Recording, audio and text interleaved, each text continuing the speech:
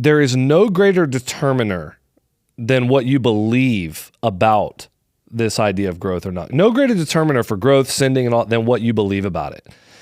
And I think we're going to maybe get into that in the future, but that concept of, man, like if you are divided in your mind or in your heart about growth, then you are cutting yourself off, in my opinion, from being able to do any of the leads that are going to lead to the biggest lags, that we could see.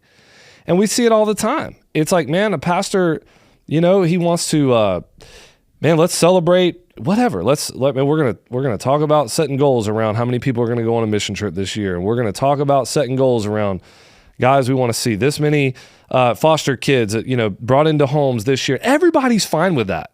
And then it's like, we say, well, we also want to see X amount of people come in the door for the first time, and all of a sudden you got like a young millennial staff member that don't like that. That's corporate. That's big church growth stuff. And I think instead of just maybe having a little bit of backbone and just saying like, no, you've bought into a bunch of tyrannical anti-church growth movement stuff. Let me disciple you in that. We just get scared.